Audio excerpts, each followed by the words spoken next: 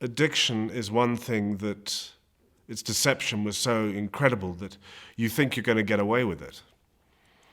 And the denial element that comes in is part of that mixture of deception.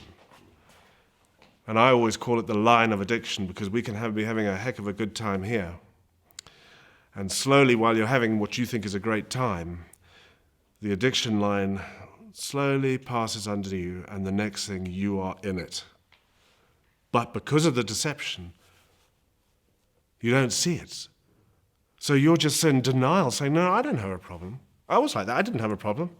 But I was using every day, but I didn't have a problem. I was out in the streets and I didn't have a problem. They had a problem, they were worse, not me. I wasn't that bad. And it wasn't till I was involved with somebody who died from overdose that I realized maybe there is something bad here, maybe. And when somebody else pointed out to me, do you do this, do you do this, do you do this? And I said, yeah, so what? So what, is that normal? But normal for me that day was sick. My father, who was in the city, never really was involved.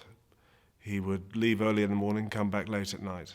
So I didn't see much of him, but he was somebody I really respected for who he was and what he had achieved, and he had done very well.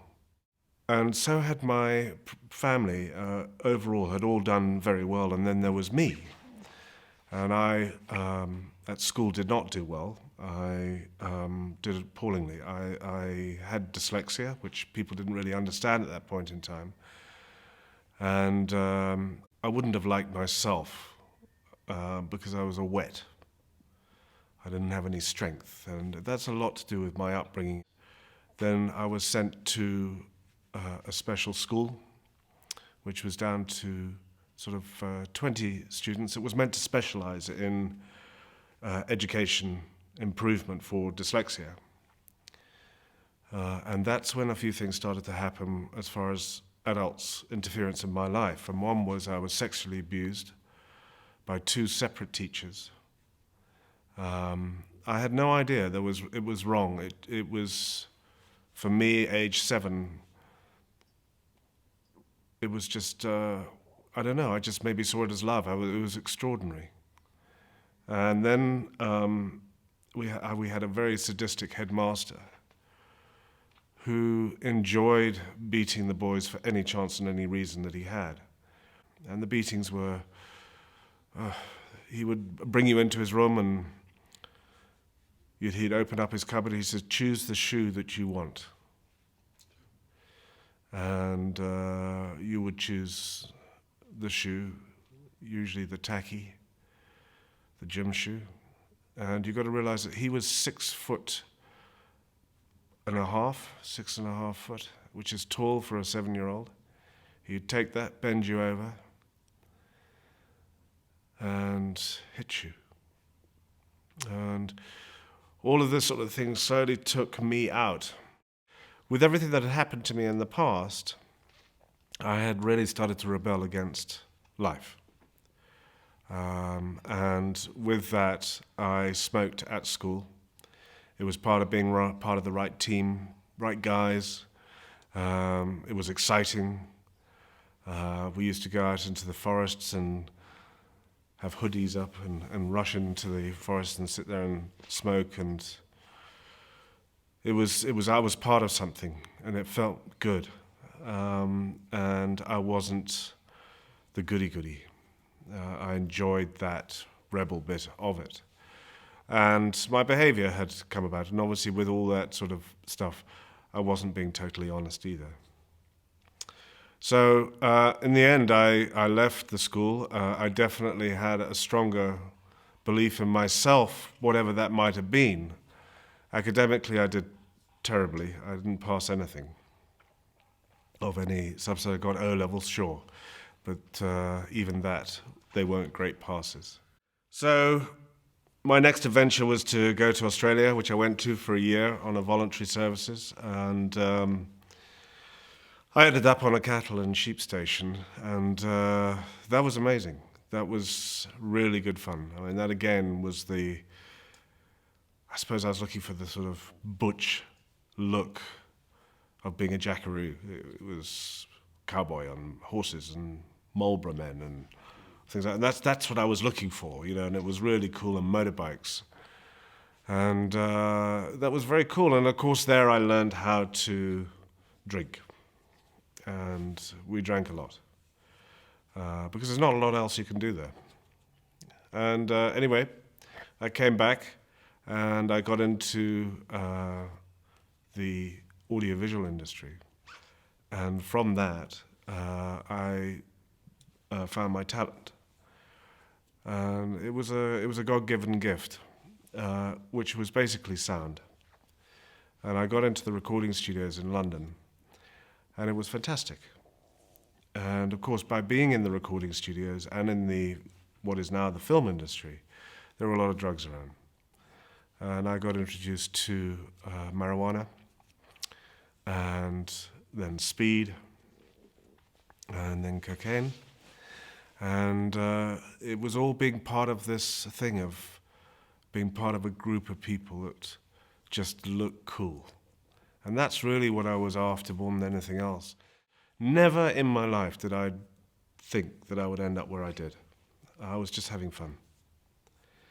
And anyway, so time moved on, and slowly, with the progression of all this, was the cocaine and the marijuana wasn't enough, and I got introduced to heroin, which I was very scared of. It was the big H. And I thought, I'm not going to touch that. And then just one night, a friend of mine said, I'm off to SCORE. Do you want to come with? So I came in and I walked into this room, and there were all these guys, and they were the heavies. They were the heavies of thinking. I thought, this is cool. This is where I want to be. I was really rebelling against society, my family, everything. And I took a toot at that time. I chased the dragon on some heroin I was given, and I felt incredible. And then I promptly went and vomited, and I thought, oh, well, I won't do that again. Needless to say, 6 months later, I got into it again, and then it all sort of became quite a thing with friends. We used to do it on a Saturday night, and that was cool, all great. And then it became Friday and Saturday night, and that was okay. That was okay. And then it became every other night, and then every night. But that was okay. For me, that there was nothing wrong. But I was changing. I was changing as a person. I was losing weight. I was being incredibly dishonest. My behavior and my irrationality and my anger was just getting greater. My survival modes were kicking in of how to survive to make sure that I got what I needed as far as drugs were concerned. And so I just literally would prepare my day of knowing how I was going to get the money, how I was going to score, where I was going to score, and making sure that I could. And my life was surrounded by getting and using. And that is really what happened. And when I couldn't get that, I would get drunk. And this went on for quite a few years. I was spending all my money until I had literally nothing. My family had no idea what was going on. My father's position didn't really... I think they were all in denial more than anything else, as I was. I was in complete denial that I had a problem. And yet I was using every day. And I also lost my job in the sound studios. I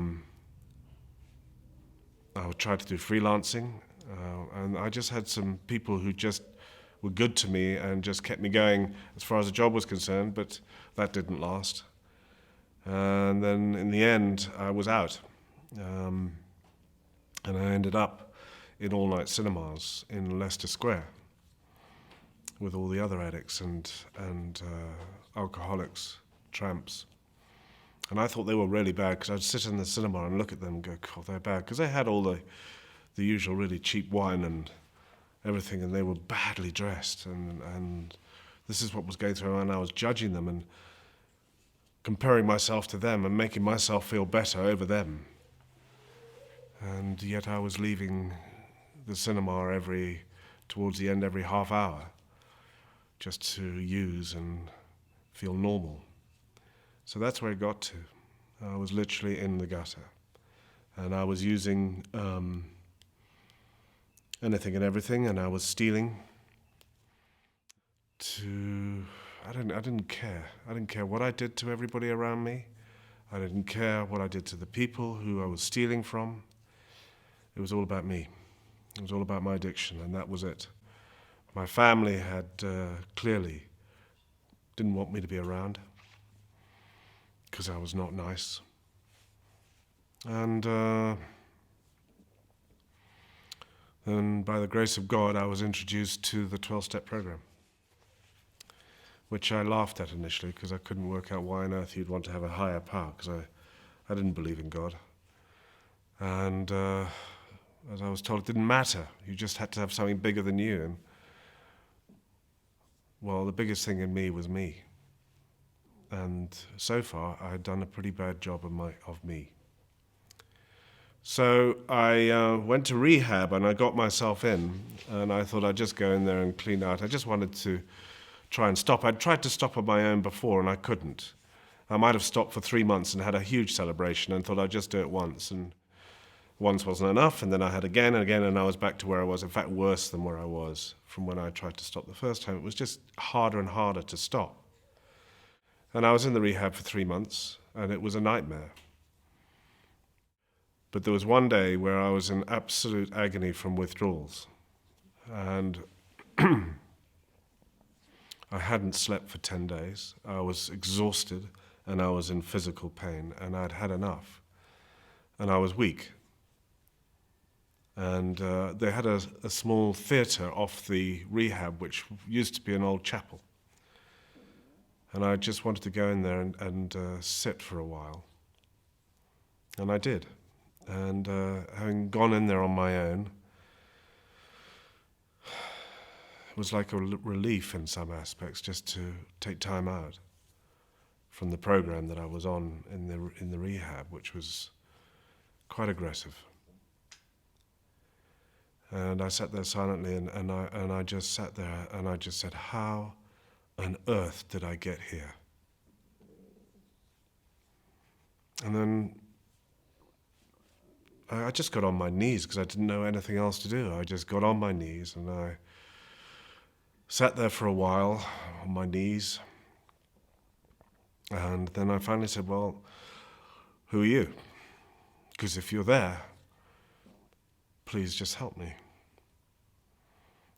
Just take this, whatever it is. And I remember saying that very clearly. And after a while I got up and I left.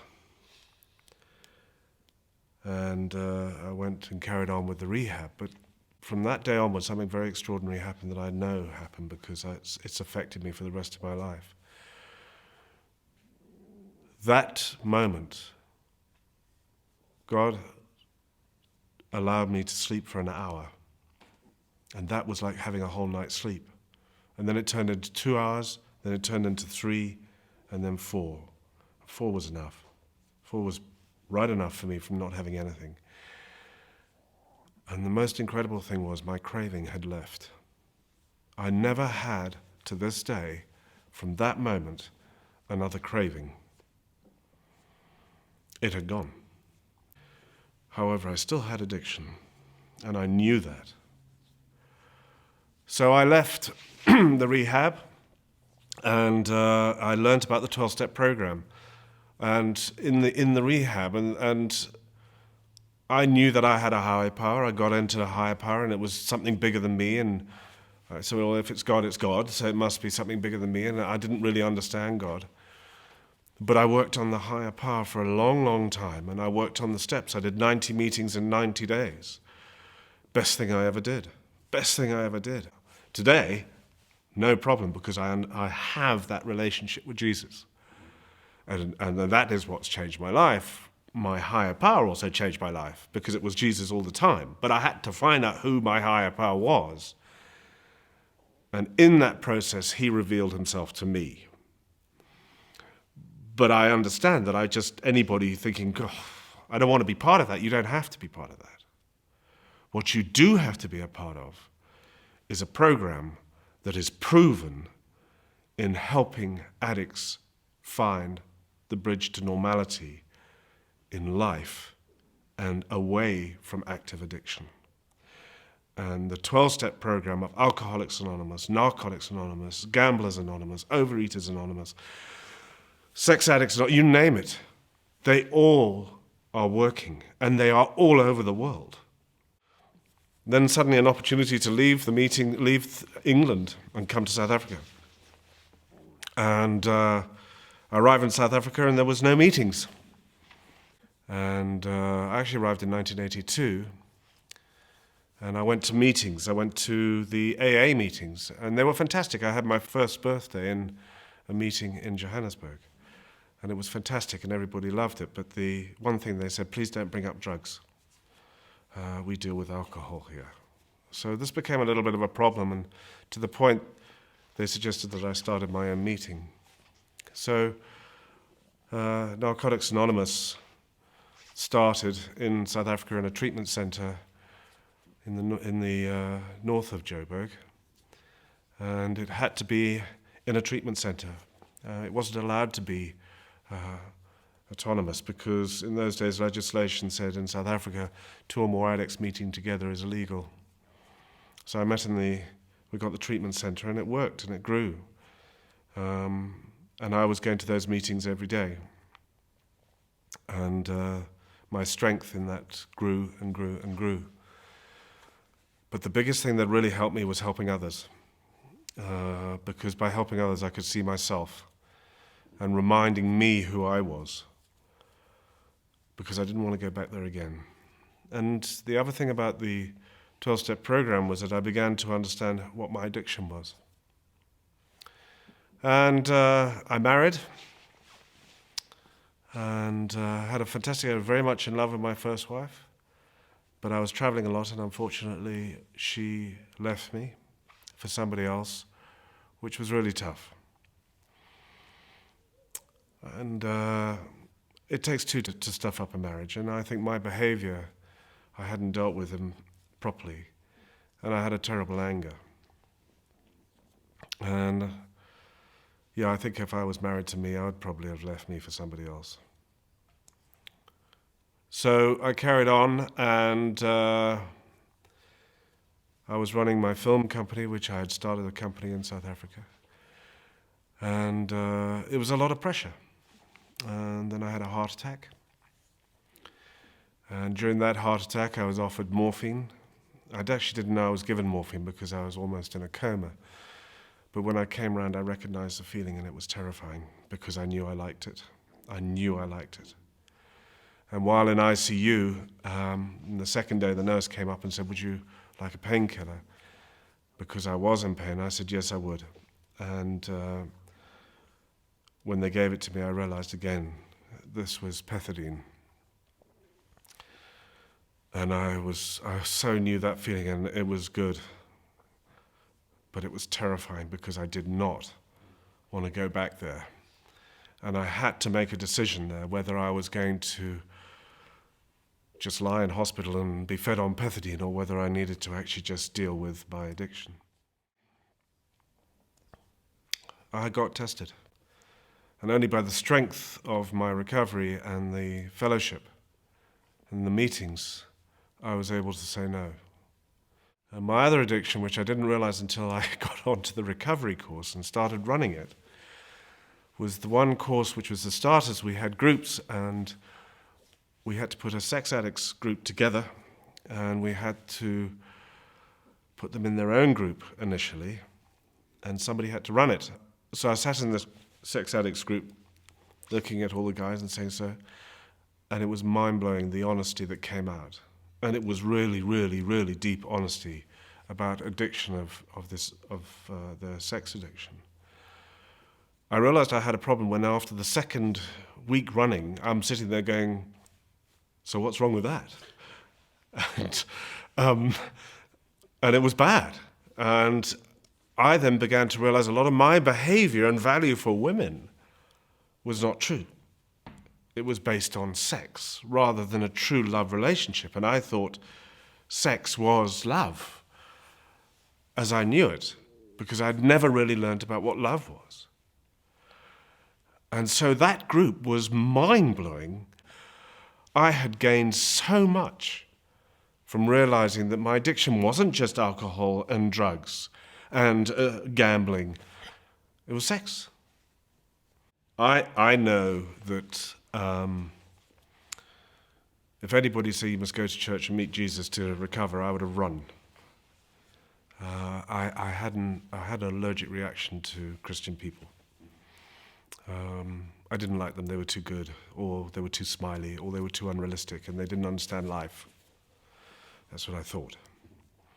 And so if anybody had come to me and said, right, you're coming to a recovery course and it's in a church, I would have been very, very suspicious.